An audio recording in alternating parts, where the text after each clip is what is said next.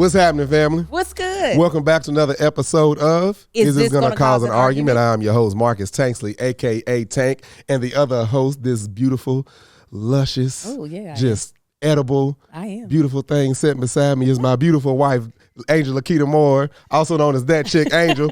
Anyway. I get to introduce myself. I am Angel Tanksley, a.k.a. Angel Akita Moore, a.k.a. That Chick Angel, that Chick Angel, that Chick Angel. And if this is your first time tuning in, welcome. This is a weekly podcast that my husband and I do where we talk about family, we talk about marriage, and sometimes we talk about a couple of different lifestyle things depending on how it's affecting our life. We also want to tell you about these wonderful people that are joining us live. They are our Patreon. We call them our immediate family because we do have a closeness to them. They're more than just people who support us. They are people that we care about. They are people that we pray for and we do activities with. Absolutely. So if you want to be able to watch us live, we just had a whole conversation before we even started this podcast about songs that take us back to our 20s, okay? So if you want to be able to join that type of conversation, go on over to www.patreon.com/thatchickangel to be able to join the fun. Absolutely, and we are also joined by and supported by two wonderful companies. Both you will hear more about. That is Air Doctor and Next Evo. You'll hear more about them later on in the episode. They are our sponsors, and when you support our sponsors, you support us and you help us pay for all this and help keep this thing going. So make sure if you got a service that you need or a service that you're already using and our sponsors offer that service, just go ahead and just try it out just to see. And we're going to give you a discount more than likely. We're going to give you that discount. If we talk about it, you're going to get that discount. Come on. You understand where I'm coming from? I understand that. Hey, so we're going to kick this off. We do a segment called In My Feelings. All right? Yeah. Let me tell you what's got me in my feelings. I got something making me feel good. Yeah. One of a few segments that we do all the time. You want to start it off? You want me to start it off? I can start off with something that's got me feeling really good. What's got you feeling good? I am on, and I forgot to post it. God dang it. I'm going to post it here before I'm done. I'm on day 16. Of working out at 5 a.m. Early Monday, Tuesday, Wednesday, Thursday, Friday. Actually, Wednesday, I wake up a little bit later because I don't have to take the kids to the bus stop. I have lost a total of 3 pounds. Okay. Still over 200, but seeing the trimming coming down, feeling energized, feeling good. It's amazing. Yeah, that weight ain't as important as you think. It's the shedding of everything. Muscle's heavier than fat. I mean, I still want to get out of the 200s, but I feel you. Yeah. Yes. It is amazing, as my therapist says, the power of decision. When we decide to do what we feel like we need to do for ourselves, the last thing we have to do is get rid of all the mental excuses that cause us to not choose ourselves. And I am just elated that I have committed to myself because I know sometimes that is really, really difficult, not just for me, but for a lot of people. So it's got me feeling so good. This is entering week 4 of working out. So that's got me feeling great. Thank you, babe. Yeah. Yay. Something's got me feeling good. It's very minor in the grand scheme of things, but it's like stepping more and more into the directions and like climbing up that hill that, I don't know where the top is. One, I haven't posted about it, but if you go on the website manshit.com, that's my beard and body butter, the scented version is available. Yes, it is, and it smells great. Scented version is available, so you can get that. So that happened. I think we did that Saturday or Sunday. I can't remember. And then the other thing is I started airing Tasting with Tank. Yes, you did. So those come out every Monday, and that show is completely different and revamped. And I'm excited. I mean, regardless of if people love it or hate it, I'm excited about it because I had fun doing every single episode. You should be excited about it. Almost all the episodes are shot already. So any critiques that anybody got, it ain't happening because these are done. They already edited it. But I'm excited about that.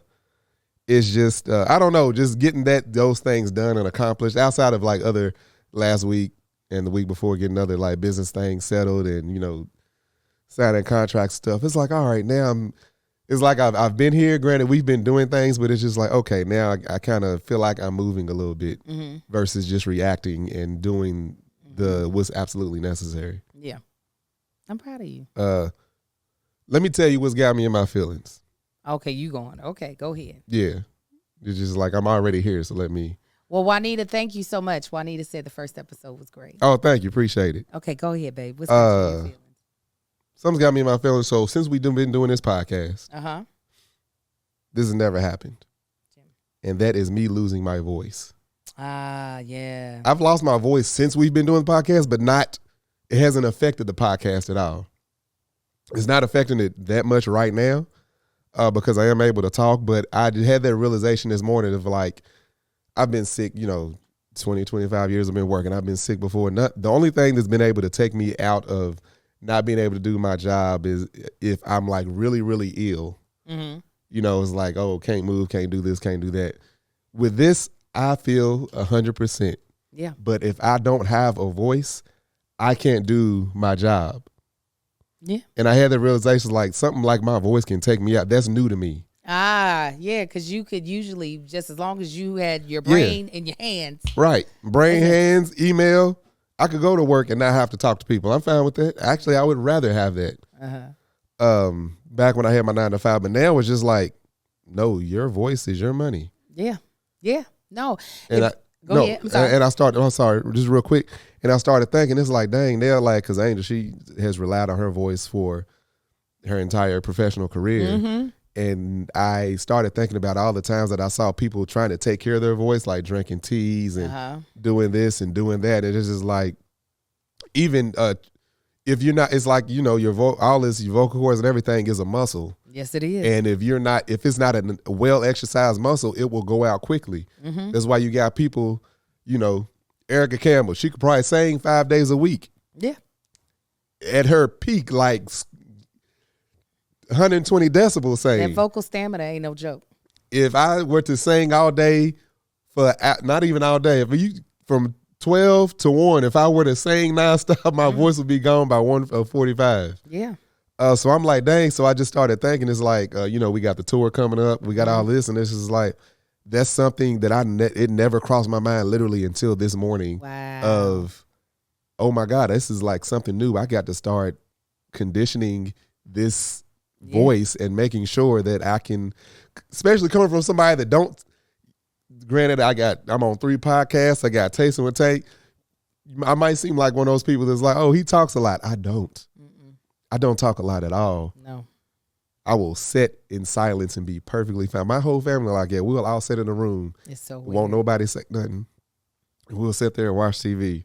Maybe me and my brother or me and my sister might throw a couple jokes around. Mama might laugh, but we're going to be quiet. I'm telling you. This is, when I say this is work, like when I say I'm on shut up, when I'm on a podcast, it's like I don't naturally just want to start talking and doing this and that. It's like, that's a thing. So now it's like that's where I'm at. Y'all watching me discover this live. That's where I'm at right now, trying to figure out, all right, what's next? How do I do this whole thing?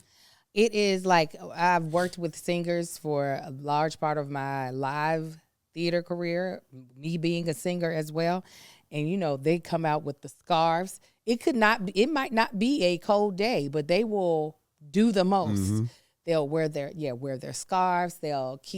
They treat their throats like a baby.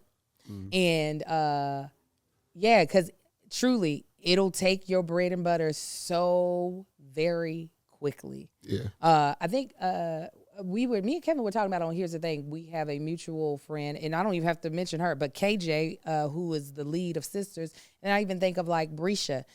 Their petite body has so much to do with the jobs they book. So it's just like, and Brescia also being a voice actor as well. She does a lot of different cartoons. She's the twins on the reboot of The Proud Family. And she's a hamster in another animated show. So she has to keep a very high squeaky voice. She can't afford for her. So she was like, when I first She lost my can't afford voice, to hit puberty. right? She That gotta voice stay finally dropped. prepubescent. So when she first heard me lose my voice, she said, "Girl, if you don't go get some antibiotics," the little bit of difference for me is that my voice, right now I'm not doing any voiceover. When I was doing voiceover, it would have been a problem. But my voice can have texture and stuff to it. Yeah. It just can't be fully gone. So when I was doing the podcast before, I was talking low, and you saw nothing change. We did TBTB. Melissa sure enough pushed me all 5 of them ads. I was like, my voice is going to be dead by the end of the day. But it was like, this is my job for this show. I'm going to read these goddamn ads. Yeah. So we was doing Let Us Tell It last week, and in the toward the end of the episode, I said during the episode, I'm like, am I losing my voice? But yeah, that didn't hit. This is new to me. This is like, huh. Well, let me tell you what's got me in my feelings. I've been working out for almost 4 weeks, and I've only lost 3 pounds. The thing that's got me happy has also got me pissed off, because that scale's looking at me like, yeah, you still up there, sis. You still think. It's so hard to be on this journey, and I have been on weight loss journeys multiple times in my lifetime, from my 20s all the way up to now. Not 20s, excuse me, from my teens all the way up to now, where I constantly hit my goal. It's not something that is like impossible for me. I know it's possible, but I'm now in my 40s. So things like to stay with me a little while longer. Mm-hmm. Things are like, why you want to get rid of me? Like, we do so well together. I keep you warm. So even, it was funny, the first week, I actually, when I went to weigh myself, I gained 2 pounds. And I was like, what is this? I was like, is this poop? Do I need to go poo? Why is this happening? So because I haven't done strict diet change, I'm definitely eating better. But like yesterday, I went to the movies with my kids and had lobster tacos that were amazing, French fries, and a mule. So I can't really expect for things to all of a sudden just shed because I'm not doing the work. But still, there was a time in my life that is, once I made up my mind and I started working out, that first week, several pounds would fall off. Then it would plateau at about 2 pounds per week. And now it's like, you will fight for every ounce that comes up off of your body. Yeah, well, for me, mine has always worked the way yours is working now. Mm-hmm. Is I wouldn't, regardless of how hard I went at it working out, it would be 2 to 3 weeks before anything I would see a difference in anything. And then it's almost like, that top end speed. It's going to take that Cadillac a long time to get up to speed. But once it gets up to speed, it's like, all right, here I go. But like anytime I'm working out, especially if I take a long break, I don't expect to see anything for 2-3 weeks, maybe even a month. Well, I'm about to start 2-a-days because I'm starting another program. It's free, so I'm going to start it. So don't get discouraged if you ain't seen nothing yet. I'm not. I mean, you still see I'm getting up. I know the journey is going to take a little bit of time because I definitely had a nice journey of gaining it all. So I'm here for the long haul. I'm here. I'm praying that at the end of the year, y'all still getting photos of me talking about day 100 and blah, blah, blah. It's going to be more than that. Yeah, it will be. It'll be, well. It'll be 2 something. It'll be 3 something. No, because I don't do weekends. Oh, weekends. That's true. Yeah. So that is what's got me feeling some type of way, is wishing that there was a way to do this with my weight and knowing that there is no way to do that. But I'm glad that I'm willing to put in whatever work it takes for me to get where I am the most comfortable and the most happy. Well, we want to tell you about our first sponsor, and I want to give you a couple of maybe like statistics that you probably didn't know, but you should. Americans spend an average of 90% of their time indoors. According to the EPA, indoor air can be 2 to 5 times more polluted than outdoor air, and in some cases, it could be 100 times more polluted. According to the 2020 census report, nearly half of the population, almost 165 million people, are living in areas with unhealthy levels of ozone or air pollution. Now, y'all know us living in California. We at a disgusting level of air pollution due to all the cars that we have on the road. Population in itself. It's crazy. New data from the WHO, World Health Organization, shows that 9 out of 10 people breathe air that exceeds the WHO pollution limits, and that air pollution is responsible for nearly 7 million premature deaths across the world every year. We take about 20,000 breaths per day. That's almost 3,000 gallons of possible polluted air. Airborne allergens are the most common allergy triggers, such as pollen, pet dander, dust mites, and mold. So what's the solution?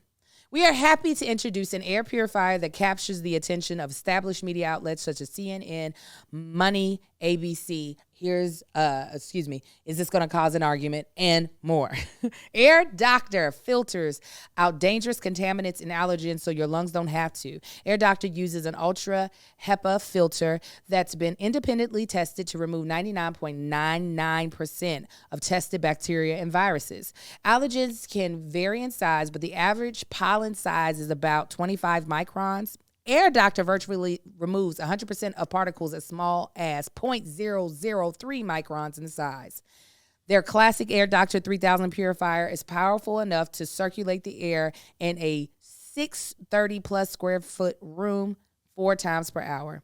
Air Doctor features whisper jet fans that are 30% quieter than the fans found in ordinary fan purifiers. It's so simple to set up. Marcus set it up in a matter of seconds. Yeah, it's really easy. Mm-hmm. And it lets you know when your air has gotten too. Yeah, no, it's. I found it interesting because you just leave it on. Like instructions tell you to leave it on auto, and like it'll run and it'll change color depending on how it lets you know how dirty the air is. And I notice anytime we're cooking, it turns orange and the fans ramp up because it knows there's smoke coming up in here that we don't need to be inhaling. And we have a dog that brings in pollen from outside and dander and all that stuff. So we find it to be very important, especially with 3 people who have asthma-like symptoms. We like to be able to just take care of ourselves, take care of our air, and take care of our lungs. Air Doctor comes with a no questions asked 30-day money-back guarantee. So if you don't love it, just send it back for a refund minus shipping. So head to airdoctorpro.com and use promo code ARGUE. And depending on the model, you'll receive up to 40% off. You're saving up to 40% off. Lock this special offer by going to airdoctorpro.com and use promo code ARGUE.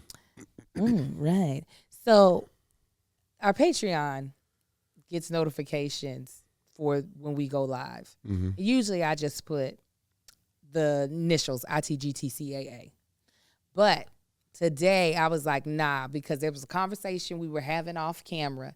I was like, we're going to bring this on camera. We'll probably go more into it on The Bald and the Beautiful. But I was like, we're going to talk about it today. So on The Bald and the Beautiful, we're watching a show called Grown in Gospel on We. Make sure you all watch it and make sure you tune into The Bald and the Beautiful. We watched the first episode. Mm-hmm. And there's a young lady on there whose husband is in prison currently and was sentenced to 7 years in prison. No, he's been in there 7 years so far. No, I thought he's been in there 5, but he got sentenced to 7. Oh. Yeah, he got sentenced to 7. Oh, okay. And he's been there 4 or 5. And Marcus's assumption was, please, I don't want to put words in your mouth. Oh, she definitely getting took down by somebody. And by took down, he means back blown out by somebody. You just do not believe there is any way she is. Oh, it's definitely possible. It's possible that she's holding out for her man. But you think it's But I feel like it's even more possible that 5 years. You're like, that's just not really feasible. Maybe, I don't know. No. You weren't saying maybe. You were saying, oh, no. I was like, no, ain't no way. And then Angel said, you wouldn't wait 7 years on me? I was like, no. Then I was like, hold up. Out of the 2 of us, regardless of what goes down, you ain't going to be the one to go to prison. It's going to be me. I was like, Marcus, I would wait for you. He was like, nah, you wouldn't. It'd take one good argument on that 3rd year on the phone. She was like, hold on. First of all, this fool got himself locked up. He going to talk to me silly on the phone. Brandon. No. I was like, first of all, men are disgusting, okay? So it would take a lot for me to ever be used to anybody else. Luckily, you have impeccable hygiene, but even you sometimes are disgusting to me because you're a man. What I do that's disgusting? You do things that I'm like, that is disgusting. And you're like, no, it ain't. Do it? Yes. All right. You don't? I'm sure I do. Oh, you know stuff you be doing that's disgusting. Sure Don't be like, I'm sure I do. You can say definitely. Yes, I do. I do. But I was like, I said, if I understand why you went to prison, I got you. I said, of course you're going to understand because my dumb ass got caught. Like, it's like, it's going to be like, I don't understand why you did what you did. I do understand why they threw your ass in prison, though. It's like, of course you're going to understand. No, like, if it was like, I feel like you made the best choice. And this, unfortunately, is just the consequence of that choice. Mm-hmm. I mean, yeah. Hold up. She didn't even have as much head to say to yesterday. No, because I know you going to flip my words. So I was trying to figure out if I got it from every angle. Because like I said, when I said, if I understand. Is there conjugal visits? Some prisons. All right, then we good. How often is a conjugal visit? Not all prisons offer it. Not all prisons. Well, here's the thing. If you decide, okay, you prison for 7 years, I would assume that you feel like you would just be yanking the bank. Send me some magazines. Yeah, I'm good. Right. So why do you think that someone who's not in prison can't figure out the same thing? Because you ain't going to be surrounded by a bunch of crap you don't want. I'm telling People know I'm in prison. Be like, Angel halfway back on the market now. No. All the attention. Look at the attention you get with me free. Imagine what happened if I'm locked up. The attention is not what I need. I need you. Yeah. It ain't what you need right now. Listen, I'm not saying that it would be easy, but I'm saying that unless we decide with your trifling ass friends and family, all the influence around you, get out of here. No. This one sitting right here. You be like, nah, an angel. Look. Never she come around from the computer. Listen. No, it's not. I was like, you'll be like wondering why all your friends get together just full of a bunch of single dudes now. No, I might have a lot. I need what you call them, a power surge strip to keep everything charged up. I'll be like, I'm gonna have to use some power for the next 7 years to keep me together. That's the benefit y'all be having too. Y'all just got a whole. They got stuff for men. Y'all don't think that stuff can't be? It might be. I don't know. I went to a fun party one time. Only once? I've been so many. Well, it's usually for women. The only reason I went is because I knew it'd be full of women. And they had this sleeve. Yeah. That thing feel real. Yes. I'm going to get me a sleeve. That's all I'm going to need. Exactly. Mail me a sleeve. If I go to prison, you better be with the sleeve. Yeah, I'm going to have it's going to be a full, now she going to look real. It's going to be a full doll. I'm be in the garage like Iron Man, like Tony Stark building this thing, inserting the sleeve. The long of the short is that Marcus was letting me know if I went to prison, that it's over. That's a bit it. Like, we're not. Neither one of us are going to prison. We are saying in this. You don't know what I mean. In this hypothetical scenario and world, I was like, Marcus, if we look at our track record, I'm pretty positive I can hold up my end of the bargain just based off of my life prior to him. It's this of a man. Don't look down. That I was like, don't judge me. Yeah. Don't judge me. I was like, what you're trying to say is that if I go to prison, that we need to get a divorce because ain't no way I'm coming back to you. It was just practice before the game. That's all it was. Well, I'm saying the game is on a temporary halt because of rain. You don't get to go out back into another field of practice. Oh, no, of course. No, I just wouldn't go out to the field. It'd be with Sheila, the doll. The doll. I said, calling my kids. What y'all eat? Oh, Miss Sheila fixed this food. Nah, Y'all that's what I said. Get this doll. She said I'll bring you your bring you your kids. They come see you on every Father's Day. That's what she said. I said I'll bring them every I'm like, hey, what y'all been doing? Nothing. Mr. Brandon took us fishing. Hold up, who the hell, Mr. Brandon? I said Brandon is their godfather. BJ, your best friend. His ass ain't coming to California for no fishing. Yes, he would. Yes, he would. Him and Tora would come get these kids. All right. Oh man. All right. So anyway. How did we get there? I'd be true to you. I'd be true to you. I forgot about the sleeve. Is that all you needed? Yeah, I need attention too. Anyway, so next up, our next segment we call Take It or Tank It. I think I'll take it. I think I'll tank it. Yeah. And that is a segment where we hear something from the Tabitha Brown's internet and we figure out if we agree with it or not. If we take it or tank it. Or tank it. So we are going to talk about a controversial parenting statement. We actually were given two options, but I think we might do both and not just choose. The first parenting statement is co-sleeping promotes bonding and makes breastfeeding easier. Do you take it or tank it? Co-sleeping? Yeah. I think to a certain age. And it's so funny. Marcus, I told these to Marcus before we started, and you made it seem like this is the first time I'm hearing you say this word. I didn't hear you say that one. I know you weren't paying me no mind. But go ahead.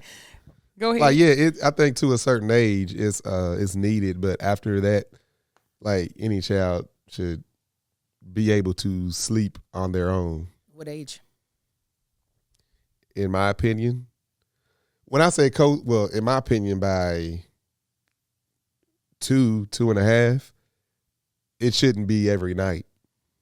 I can see it might be needed sometimes, but for the most part, they should be independent. Did you sleep with your parents? I don't recall it. I recall going to their bedroom, like when it was storming or something. But also, up to a certain age, my older brother me and him share beds. Let me tell you, y'all already know I'm a co-sleeping type of mama. All my babies slept in the bed with me. And I understand there are so many studies about the cons of co-sleeping, one of those being death. But babies be dying in cribs too. So I choose to co-sleep, one, because I feel actually a lot safer. I am not, even though Marcus says I fall asleep all fast, I'm not that, when my children are young, I'm not that heavy of a sleeper. No. Also, a lot of those co-sleeping statistics do not play into facts when parents are on medication or under the influence of alcohol. Like, they just lump it all in. Yeah. Versus a cognizant parent who's getting enough rest, which for most of my kids I did. The only children, the twins were a little bit tricky, but even then I was getting enough sleep. It was Amar. Amar was the one that I think I started to be like, now I can't, why am I not getting enough sleep? And a big reason was breastfeeding. I was not going to get up, walk down the hallway to go get a crying baby to breastfeed them, because you know why? That means I have to fully wake up. The baby don't want to fully wake up. The baby just want to eat. So I'd pull that teddy out, flop it in that baby's mouth. The baby eat, fall right to sleep. We did try for a little bit of time the bassinet right beside the bed, especially the bassinet that opens up to the bed. We did that with little Marcus. We did that with the twins. Amar, No, we just had that damn thing in the room. He ain't never used it. Yeah, he never used it. I mean, Amar has been the hardest one to get out of our bed. He was in our bed the day before yesterday. But even little Marcus, he, at the age that Amar's at now, we would tell Marcus to go night-night, and he would just go in his bed and go to sleep. Yeah. So that's why I said up to a certain age. Right. I'm saying Amar is past that age and does not care about any standard. He's just so goddamn stubborn. Like, And Amar has his daddy's genes of being able to really stay awake. Yeah. You have to really set the mood. Yeah. And then ignore his mood for him to go to sleep. There's one time he was in his room because I'll lay him down at night, close the door, and his door has one of the childproof locks, so it's cracked open and they can't close it all the way or open it. And I know when he gets up out of the bed, it's a wrap. Like I'll let him tire himself out at the door, yelling and screaming for us. There was only one time he actually laid back down by himself. Mm-hmm. Usually I have to go up, go in there, hold him for, I don't know, 2-3 minutes, pat his back, lay him down. He'll probably still cry, but most of the time he'll go to sleep. Mm-hmm. But unless he's tired, like some nights he's just tired. Like if we wake him up early enough, I'll put him there. He might be mad, he might cry a little bit, but he don't get out of that crib and he'll pull that cover up, Daddy, mm-hmm. and go on to sleep. But yeah, he's stubborn. If he gets up out of that bed and stands at that door, he's going to be there until we come get him. That's the only downside. I mean, that obviously preventing death is a downside. And then or upside. Or upside. Oh, co-sleeping. Yeah. And it's hard to get them out of your bed. Yeah. Like for people who start off with you ain't going to be in my bed, they don't ever have to worry about that. We are still struggling with a child that would prefer every night to sleep with us. Every single night. That would be his preference. Monday through Friday, he's not getting it usually. So the weekends it's too difficult. It's so much. It's energy that we not gonna put into trying to get him in his bed on the weekends. But as far sometimes if he falls asleep, a lot of times on the weekends, if he does fall asleep in our bed, I will take him to his crib and bed and put him in it. And as far as breastfeeding, because I wasn't a bottle feeder at all for real, like my kids just didn't really want bottles. It also made breastfeeding easier because I wasn't like, okay, also go to the kitchen, warm up a bottle. It was, this is my breast. It's always attached to me, so here we go. It's easy. The other parenting statement that I wanted to bring up is timeouts lead to feelings of isolation and can form an emotional punishment. It can be a form of emotional punishment. Take it or tank it.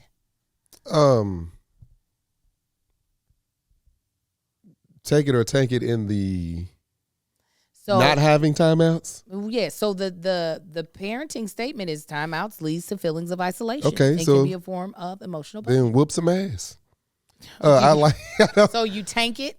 Because we took the co-sleeping one. Mm-hmm. Are you tanking this one or taking that one? I feel like. Do you agree? I think it depends on the child. Mm-hmm. It depends. It truly depends on the child. For me, a timeout. I mean, the point of discipline is punishment. I don't agree with that. Well, the point of discipline is, I think, to mold a child, to correct a child. Yeah. The point of punishment is to give a consequence to a child's actions. Yeah, it's a consequence basically. Yeah. The punishment is a consequence. Mm-hmm. I feel like I'm on tank this because it's like, what are you supposed to do? It's like, I don't know very many black people that got time out. Mm-hmm. Simple as that. I told Angel when she brought this up, I was like, a lot of people. This air. A lot of people sending these kids a timeout, and it's like, is that where they looking up the schematics to build these pipe bombs and shoot up schools? Like, I don't understand. Like, what's so bad about a timeout? Like, if you don't do this, or if you don't stop, or unless you do this, this is going to be the consequence of that. Mm-hmm. Oh, well, don't do that because then that's how you learn. The fire don't soften it up. Something hot that you touch, the oven has no remorse. If you touch it, people know not to touch the goddamn thing. They don't grow up with the fear of ovens. They just know, don't do that. I definitely take this. I take it. I do think it leads to feelings of isolation and emotional punishment, but I also think that's the purpose of a timeout. Mm-hmm. Like, when people are like,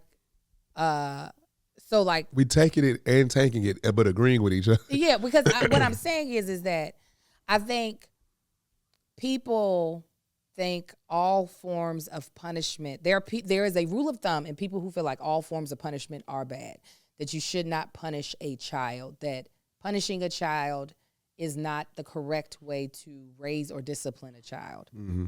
I disagree.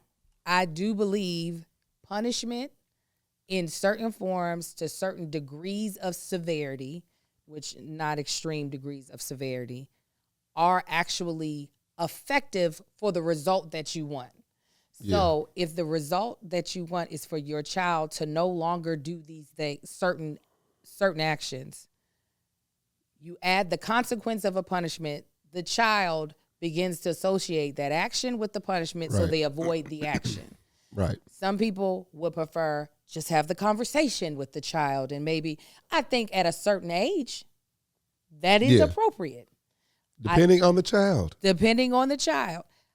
However, at a certain age, younger age, I feel like children don't necessarily know how to connect the dots via just conversation. Right. I am not afraid of the term or the usage of punishment. I do think, we were possibly raised at a time where the punishments were a little too severe, and didn't have to go as far. Mm-hmm. But I do believe our parents felt like the consequence on the other side of not punishing us were too severe for them to take a chance on not.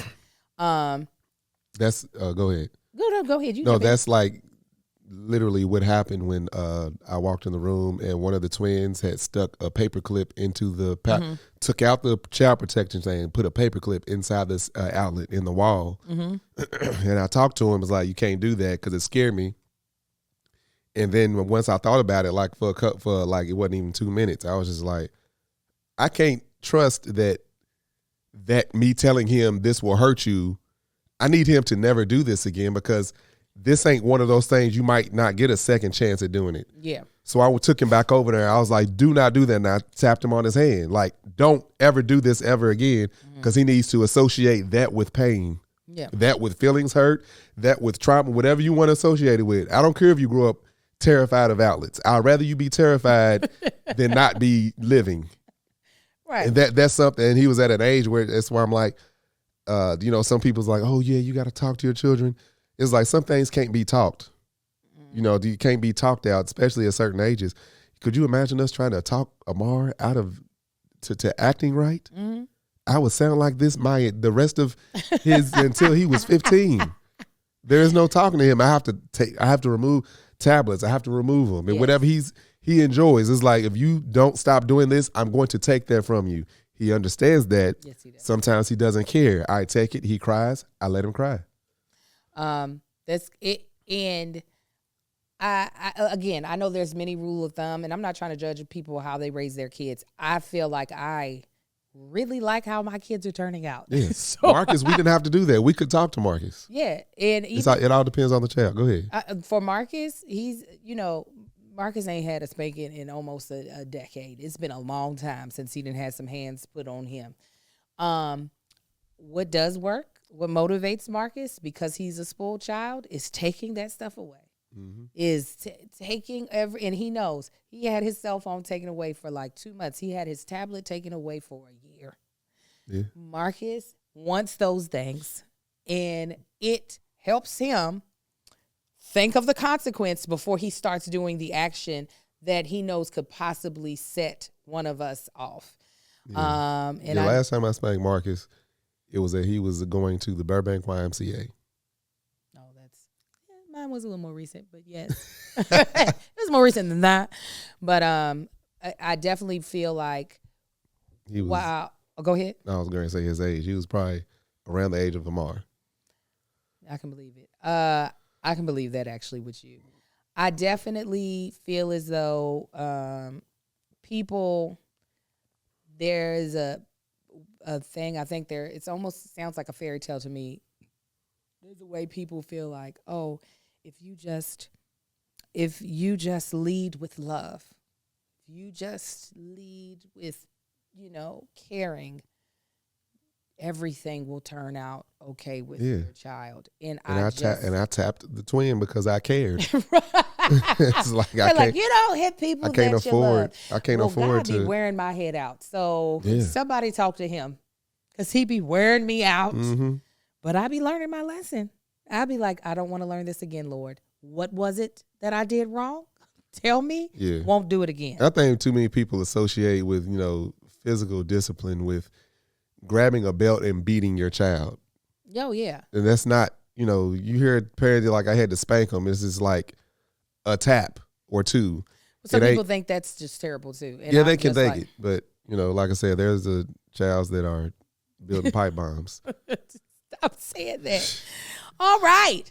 So stress can build up in your body and you not even realize it sometimes.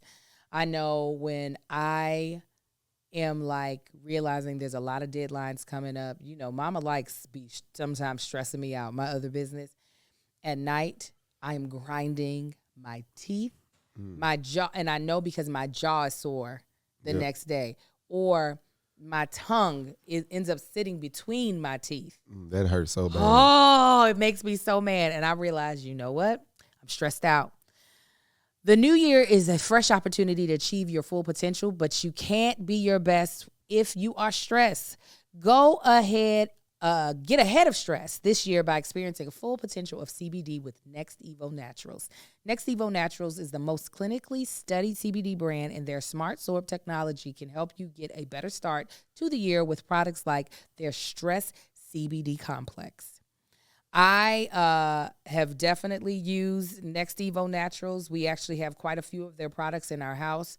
Marcus loves their sleep gummies, the sleep aid gummies. They're like these, they're not grape flavored, but they're like a fruit flavored purple gummy. And then while I like those, I also enjoy their de-stressor, which is in an orange bottle. And I sometimes take that on a day that I know I have a very hefty to-do list, just because my to-do list is not going to get done faster just because I'm stressed out about it. So I'd rather be able to attack it in a calm way, in a peaceful manner. And I do that with Next Evo. If you've ever tried the Stress, that's what it's called, Stress CBD Complex, like I have, you would know that after 1 or 2 weeks, there is just a calmness that you're able to kind of operate in. There's a peace of mind that you kind of are able to just feel about your day. We absolutely, our favorite things to take are the gummies. We're both gummy people, but they do also have capsules and mints. Explore a variety of products by Next Evo for less stress, better sleep, or a boost to your daily wellness in 2023. Stress CBD Complex has both smart sorb CBD and a patented whole plant ashwagandha, clinically proven to reduce stress by up to 70% and improve concentration by 50%. Next Evo Naturals are scientifically formulated by a consumer product team with decades of experience, and each product is tested to rigorous standards. Only Next Evo uses smart sorb CBD, proven for 30 times better absorption in the first 30 minutes. Don't just use any CBD brand. Most CBD products on the market only have 2 to 10% absorption. So at least 90% is actually wasted. And it's simple. If it's not being absorbed, it can't help you. Next Evo is different. It delivers 4 times better overall CBD absorption and has been proven in multiple clinical studies. Make CBD a part of reaching your full potential with Next Evo Naturals. Go to nextevo.com/podcast and use promo code ARGUE to get 20% off your first order of $40 or more.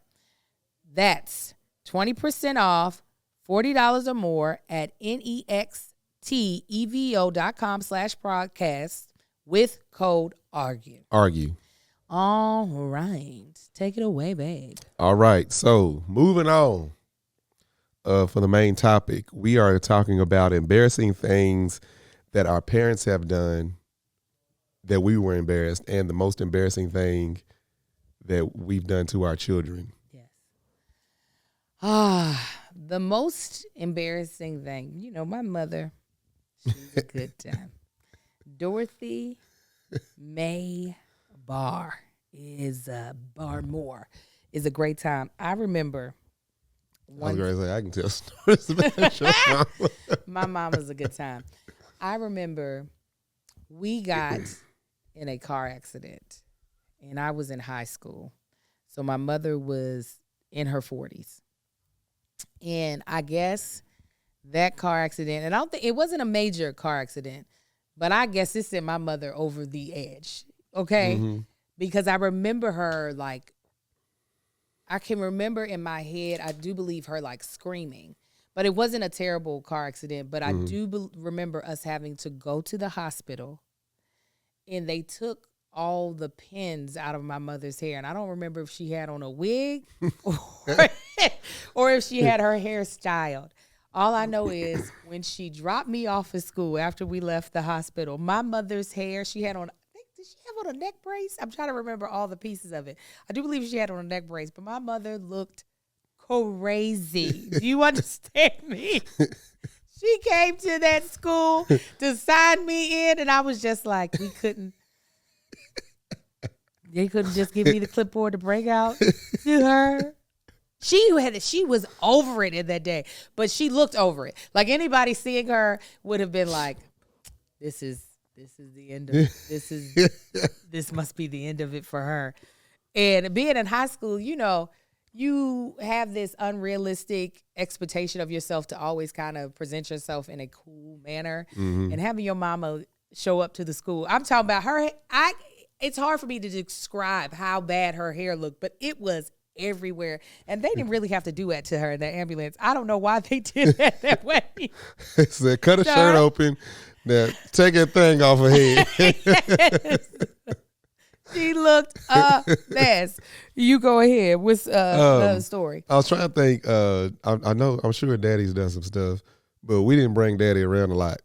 So it was easy. Keep him out of spotlight. But there was one time, mama, poor mama. There was, actually it was both of them that night. Take it back. So at their house now, I think, yes, what happened. So one of the neighbors is this elderly man that lived down at the end of the cul-de-sac. Mm-hmm.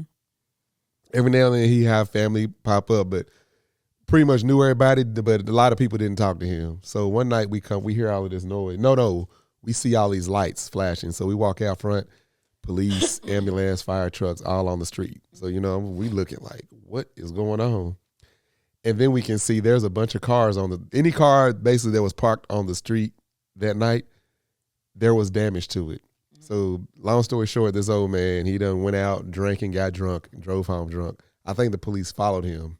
Like basically it was a car chase. So that's how busy the street was. So see all these lights. It was a Saturday, I think it was a Friday or Saturday night. So I remember coming outside and I was like, what is all this? So I'm standing out in the front and I'm like, Mom and Dad, I go in there and call them. It's late. It's probably like, I don't know, 12:30, 11:30, 12 o'clock, whatever. Mm-hmm. Daddy had been out. He had been out. I think had been drinking. Okay. Nah, I'm pretty sure. Yeah, he was drunk. Uh-huh. Mama was ready for bed, but she was just kind of lounging around in the room, watch TV. So they both come out in this condition, standing in the front yard. Daddy comes out. What the hell going on? Somebody getting he keeps talking about his safe that he got upstairs. And all the neighbors are out. Mm-hmm. Mama comes out in one of these damn nightgowns that should have been thrown away 20 years ago. When I tell you, this thing was like 4 thread count. The wind was blowing. It was windy. I'm talking, you know how you can see, like, in the dark, if somebody stands in front of a light, you can see. Uh-huh. So, you know, we got a shitload of lights in our front yard, like the spotlight, the porch light, the garage light. This is like so much light coming from our house. Mama walked through the yard. Now, what doesn't happen with her hands on the hip? I tell you, this nightgown had as much, it was just as not see-through as it was transparent. Yes. It was just yellow. As see-through as just as see-through. Transparent. It was translucent. Like, Mama's yellow. All right, this nightgown was yellow. It almost looked like she had nothing on. Oh, Jesus. And I'm thinking, I turned around and looked, and I was like, oh, my God. I'm thinking Daddy going to see this and be like, what are you doing out here? He don't pay attention. So they both, daddy talking crazy. Mama's out there standing one night. Well, what? How? And now that everybody know what done happened, everybody know. Oh, now we figured something like this was gonna happen because I'm standing there looking like these two niggas that I live with. What is going on? I mean, the wind was just going, and Mama just standing there, and Daddy, you could tell by the way he was walking around and looking. It's like, now who hit these cars? Was it him or was it him? Right. That the way we chased home. Marcus gets so mad at his mama when her nightgowns are too old. She won't get rid of them. Right, because they're comfortable to her. You better off just not wearing anything. No, the little. No, she got rid of all of them. She got her pajamas now. Well, you would. I did. I was throwing them away every time he would go. I was throwing them things away. Daddy wasn't no better. He'd wear these button ups, especially doing yard work. These short sleeve button ups, and he'd wear them so long. Like one of them had no. It looked like a tiger smacked him across the back. That's the one on here. So Erica and all them showed up to the house one day, right? Uh-huh. Who was it? Erica, Jason, Robin, everybody. We all sitting in the driveway talking. Wait a minute. Lakeisha said I would have went back in the house. I mean, I wanted to, but this was a train wreck. I mean, my front yard was a train wreck in itself. But it's just like, I ain't going to miss what's going on. They about to pull this man out of his house. Anyway, so this is like high school. Maybe even after high school. We all sitting in the driveway talking, right? Daddy comes out. You know, he's talking trash to everybody. He's sitting there messing with everybody. So he comes out, walks to the mailbox, and then on the way back, they're like, all right, Mr. Tanksley. Then it's like, Marcus, what's wrong with your daddy's shirt?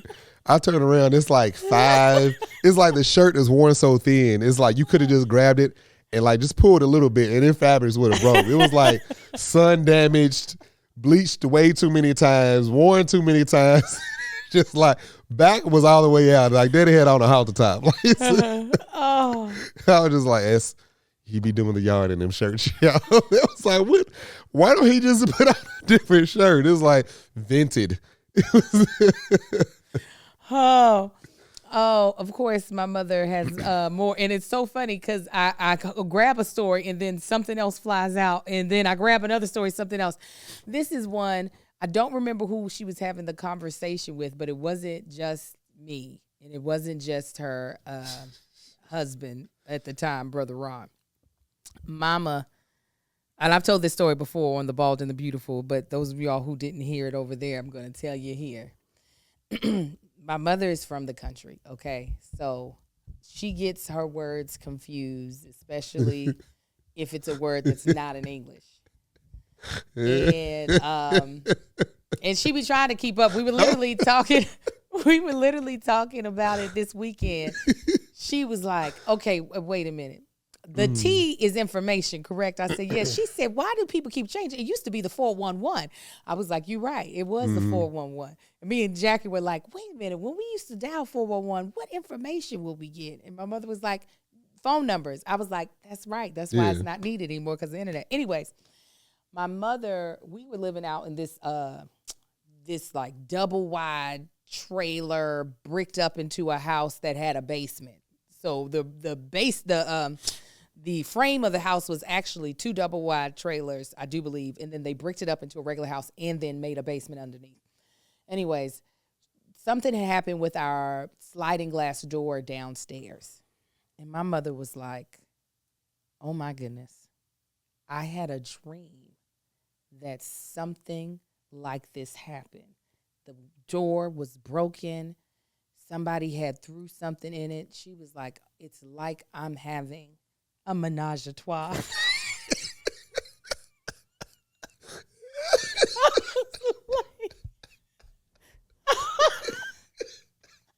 I was like, oh God. And I'm in my head, I know she means deja vu, and she's like, they both sound French. They both, and you would think, my mother was a young adult in the 70s. That's when they were doing all this stuff. Yeah, they created it then. Right. But she threw that thing out there, and her being an evangelist and minister at that time made it even worse. Because you just like, These are not the things that are supposed to be. That's also told on The Bald and the Beautiful. It's always, it typically always feels like sex terms because the twins were playing with That's it. the one I was about to say. She was like, this wasn't embarrassing. It was just one of the moments where it was just like, no, it was embarrassing. Don't say that, mama. She said the twins were like jumping on her and stuff. She was like, oh, y'all gang banging your granny. Y'all over here gang banging your grandma. She said it like 4 times. They gang banged me. They gang banging me. They just kept gang banging me. It was like, no. Stop. Well, I heard it first and I was just like, I'm going to leave it alone. Then she said it like 2, 3, 4 times and Angel is like, hey, mama. It is ganging up on. I don't know where you heard gang banging and how you said, oh, it's the same thing as this. Stop taking these shortcuts. Stop taking these shortcuts. Oh, I always know with my mama, her words are just, and I've gotten better at not correcting her unless she asked me to correct her. Because she was telling this one woman, she was like, now what is this word? She said, it just has so many verbs in it. I can't figure out what it is. And I know she meant syllables. But I said, I'm going to let her have verbs. And I'm going to let her just rock with it. This white lady understand what the hell she's saying. Mm-hmm. But that usually is what be getting me. Is the I got one for your mom. What? I got one for your daddy. All right, good. You were on. I knew you were gonna bring it up. Shit. The Chelsea Handler show. Are you there, Vodka? Are you there, Vodka? And when I get there, I give my name or whatever, and I'm like, they're like, okay, go to studio so and so, and they asked who I'm there because you had to be invited, and I was like, my wife is in the show. They were like, oh, they was like, hold on just a second. So they radioed and they got a golf cart. Instead of me walking to the soundstage, they got a golf cart to pick me up. So they take me, and I'm like driving past the line, and everybody's looking like, oh, who's this all important? Mm-hmm. I'll just, I'm her husband. That's why I'm important. Anyway, Angel's mom was already in line. So she sees me getting this VIP treatment. So by the time they let me out or whatever, I'm about to go stand in line, like in the back, because they circled up because the base person was just turning around. So they let me off in the back because everybody there knows somebody. Ain't no background people in this line. I mean, not background. Ain't no regular audience member in this line. This is all people affiliated with the show. So when I go stand in line, Angel's mom comes to find me and was like, they gave you a ride? I'm like, yeah. She was like, oh, okay, well, they didn't give nobody else a ride. I said they did it because they know that I was here with Angel. Oh, okay. So she heads to the front of the line, scooting everybody to the side. Excuse us, VIP here. We need to get to the front. VIP. Now, granted, there's producers' family in this line, directors' family in this line, people that have the. I'm pretty sure the showrunner's family was in this line. I'm just like, you about to get us kicked out and Angel removed from the show. VIP, excuse us, VIP. That's right, mama. Push your way. We get to the front and they're just like, okay, we're going to wait to open the doors. This is the line that everybody's standing in. No, didn't nobody move her. She was up in the front with VIP just because nobody else didn't know her place. Mm-hmm. She knew her place. Did she? She got up and Marcus was like, yo, mama pushed her way up. He was like, I don't know who these white people are. They could be the, I was like, well, it happened. Yeah, it did happen. From here on out, and they was like, when we go to recast, make sure you get rid of her. Because that's what happened. They surely did recast me after that pilot. Okay, Marcus's daddy. Ain't no telling. Oh, I love me some Mr. Nate. And Marcus's slick tongue did not get that from nowhere. He got it from his daddy. I got that from Granny. Well, your daddy, this is all you right here. We are in Las Vegas, okay? Oh, shit. I forgot about that. That didn't embarrass me, though. Go ahead. And was it somebody called his name, right? No, somebody said he looked like, I can't remember who it was. Tell So I don't remember who the person said he looked like. Right. But the guy was walking past and he was like extremely friendly. Yeah. And my daddy wasn't friendly to nobody he didn't know. No. Man. He was barely friendly to the people he did know. Anyway, I was going to be like, and that's where he get it from. They already so he knew walked already. past, and I can't remember the singer. There was a famous black singer. I can't remember who it was, like from the like 60s, 70s or something. Mm-hmm. And the guy walked up. He's like, hey, I don't know, Ed Burton. That is the name I just made up just now. Hey, Ed Burton, you look like Ed Burton, man. What's up? Anybody ever told you look like Ed Burton? Man, it's all in Daddy's face. And Daddy, go ahead. He was like, you motherfucker. It was like the most It was aggressive, though. aggressive. It wasn't even, hey, you mother. And Daddy proceeds to walk toward the dude. I was like, wait. Mama, Nate, come on, Nate. The sun is out. Okay? It's broad daylight. It's broad daylight. It's like lunchtime. 1:45. It is lunchtime. Okay? How did this escalate this fast? How? I was just like, oh no. Oh, wait. I got another one just like it. They on the plane.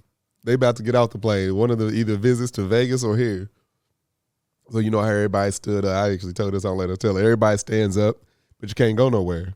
So there's a woman behind Daddy, or behind a bunch of people, and you know they just waiting on people to get off. So she was like, "Sir, would you just go?"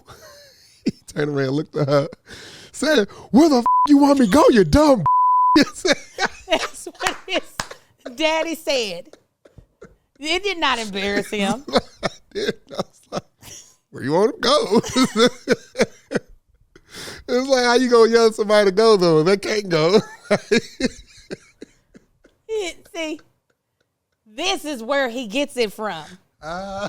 This is why it's hard for us to review TV shows. Oh my God. Because of this. That's where it came bad. from. I get it from both sides. Mama's side, my uncles that wouldn't know better. It's bad. But we know that now. Me and my brother, my sister ain't got a ring a lot. But me and my brother, we know that now. Oh no. We understand. You don't. My sister. You and your sister are cut from the same cloth. No. I've watched her watch a car drive by too fast and her go the hell off. No, I'm nowhere near my sister. A man tried to tell my husband that either his tire was low or that his brake light was out. That was different. And the man honked to be like, Marcus was like, you. No. And I said, Marcus? No, you telling half the story. We were out here driving in California. I have a witness sitting behind that screen. When you ride with Angel in California, it's scary. Okay? I was still new to California. Actually, I wasn't even living out here yet. And it's a lot of commotion. We had gotten into it with another old couple because they thought they were trying to cut us off. So he starts making big lip gestures and calling us the N-word. Everything's going on. So then this dude rolls up behind us. I'm thinking he's being rude. So we had been called the N-word multiple times that day. So some random person. This is my fault. Yeah. Like he don't have control over his own actions. Some random person roll up, honking at us and stuff pulled up beside us. Yeah, of course. I cussed him out. He caught me at a bad time. Okay.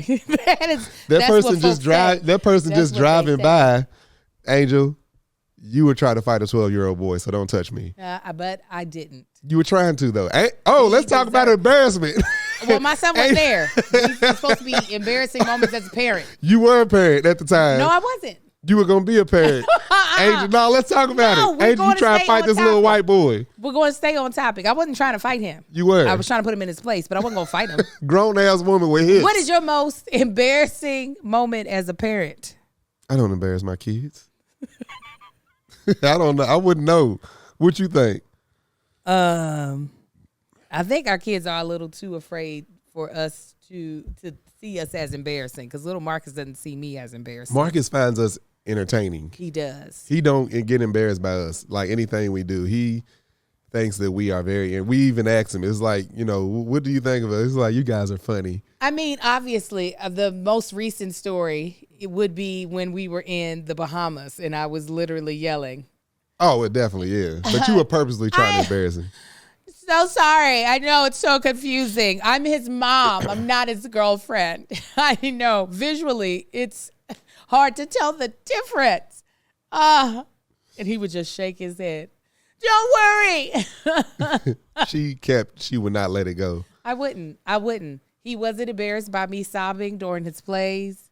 He was not embarrassed by my outfits or me being like, take his photo, take his picture with this person. Angel was that granny from Detroit at every single show. Yes, I was. Just completely overdone it with the outfit. Mm-hmm. That was my grandmother speaking through me. Yeah. That was my grandmother speaking through me, because she would have definitely been up in there as the beginning. All right, granddaughter. All right. As they're playing the overture before. So, yeah, absolutely. My baby closed them curtains. Absolutely. You don't think you've ever embarrassed your child? I'm trying to think of a time I would have embarrassed him. I'm sure I did one of them times coaching his track team. I don't know. Mm-hmm. What? I'm saying, yeah, I'm sure. I'm sure you have. I'm sure I have. I can't think of it. If he was like, mom and daddy could have easily told you, like, what sometimes y'all embarrass Marcus. Oh, they could probably just come up with some things. No, I don't think your mama thinks she's ever embarrassed you. You sure about that? I don't think you know mama as well as you think you do. I don't think she thinks that. I think she thinks, all right. Every single time they picked me up from when we switched schools, and I was going to that punk ass middle school I went to. That's when we about the house that mama's in now, and they would come pick me up. Both of them had cars that were. Daddy's had a 1971 Chevy C10 Chevrolet pickup truck. Mama had a 1986 Chrysler Fifth Avenue. This was 1996, 97, something like that. Like, why can't y'all just get some new cars? Old cars of course an old car would embarrass you. It wasn't the fact that they were old. It was the condition that they were in. The top of mama's car didn't have paint on it no more. Ain't nothing wrong with that. Probably about, for the last 15 years daddy had that truck. One day he decided to go wax it. He put the wax on. Never took it off. So it went from being green. It went from being like that color green to that leaf to that color green. Oh, yeah. With swirls all over it. Daddy tinted the windows himself. The tint had bubbles in it, and it was turned purple because the tint was cheap. I love it. You know what? Daddy's truck would barely drive up hills. You know what will be embarrassing to little Marcus once he gets older and realizes it? What? When you shave that penis on the side of his head. It was only a penis for a couple seconds. No, it was still a penis, but we tried our best to. No, I designed around it. It just looked like a design inside of his head. It looked like a penis. Then he made a penis pissing. Because I was like, oh nope, can't do that. And I kept trying new lines until it just turned into something else. I said, all right, it's no longer a penis. Baby had a whole on the side of his head for school. I don't know how them two lines. I don't know how they ended up making. I was like, what happened? I will say this. I embarrassed little Marcus prior to going to school. I made him feel embarrassed. He had gotten ringworm on his head. He had gotten it from one of his close friends. I thought he gave it to his close friend, but he got it from his close friend. I just found that out this year. Really? Yes. Because the close friend got it from his barber, the barber's clippers. So they gave me some medicine to put on his head.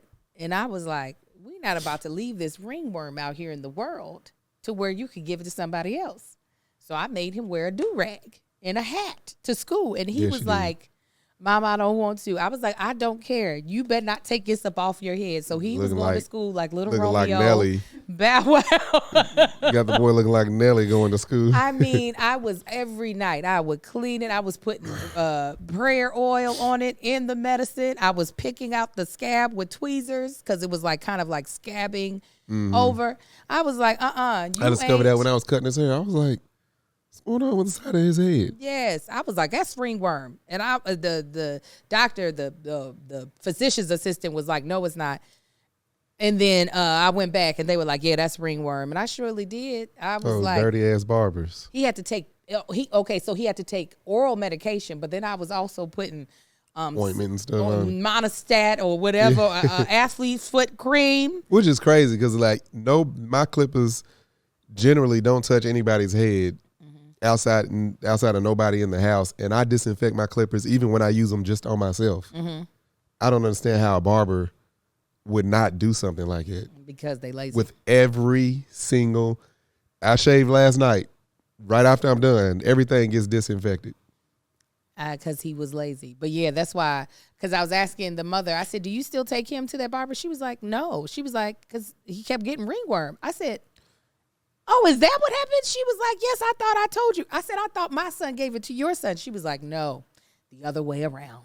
Yeah. Because his kept coming back. Yeah. Where little Marcus, listen, once I did that oil, that do-rag, and that monostat 7 on his head, cleared that baby right up. Yeah, it did. He was pissed. He was like, do I have to? I was like, until this looks right, you're going up in here looking like I'm going down baby street. We bought new brushes and everything just for that time period. I got him a whole bunch. I had a camo do-rag. Oh, he had red, blue, black. Might have had a gold one. He wasn't here for none of yellow. I remember that yellow one. I was like, "It's all right." Yeah, he was like, "I don't want it." Looking like a Saint Lunatic. Yes, he did. And I was here for all of it. All right, let's go to the next segment, babes, so we can close it out. Actually, we'll skip over Tank Our Advice because we didn't get audience questions, and we'll go to comment of the week. Okay, let's do that. All right, comment of the week comes from our previous episode entitled Weird Fetish, and it's by Bree Moore. She says, first, congrats to the twins and to you guys. This is an awesome achievement. I'm glad Marcus is so thrilled. Second, Jamie Lee Curtis wasn't even the best supporting actress in her movie. I don't believe anyone who says her character was more memorable or integral than the daughter. She won the award for the amount of years she's been in the business. And had the movie not been received as well as it has been, she would not have even been a thought. I don't dislike Jamie, but she didn't win that award because she had the best performance. We agree with you 100%. 1,000%. First of all, thank you. But yeah, we definitely, that's the best. Because my annoyance toward the whole situation, I didn't even think about that. She wasn't even the best in the movie. No, there was her Asian counterpart that was also nominated for Best Supporting Actress. Yeah, no, absolutely. It was way better. But I guess it's going to be water under the bridge for right now. All right, y'all. Is that it? Yeah, but you got the breakdown? That's all I got. Was the last thing I had was the main topic. So thank y'all for tuning in. We greatly appreciate it. Hope y'all enjoyed it. Let us know, what is the most embarrassing thing that you've done as a parent or that your parents done to you? Yeah. Let us know what you got. Babe, go on, let them know where they can find you. You can find me at That Chick Angel pretty much across all platforms. Please make sure you are following me on Instagram at That Chick Angel and TikTok at That Chick Angel TV. You can go ahead and go over to Twitter, but you know what's really going to happen over there. And I just uploaded head wraps to shopmamalikes.com. Going over there, get you some head wraps. Here soon, I'll be dropping content on how to wrap those head wraps so that you can feel empowered to let your blackness shine through all day. Absolutely. And y'all can find me at Marcus N on the gram, on Instagram, Marcus N on the book, on Facebook, Tank Don't Talk on TikTok, and y'all can find my beard and body butter called Man Shit. You can go to manshYt.com. Check it out. And like I said earlier in the show, the scented version is now available. And also make sure you go over to Tanksley TV and subscribe and check out the newest episode of Tasting with Tank. And also, make sure you, our sponsors, Next Evo and Air Doctor, make sure you check them out and click those links and support that and do all that and get the air clean in your house and get some good sleep in CBD gummies. Oh, that was so beautiful. Until next week. Y'all have a good one, fam. Bye.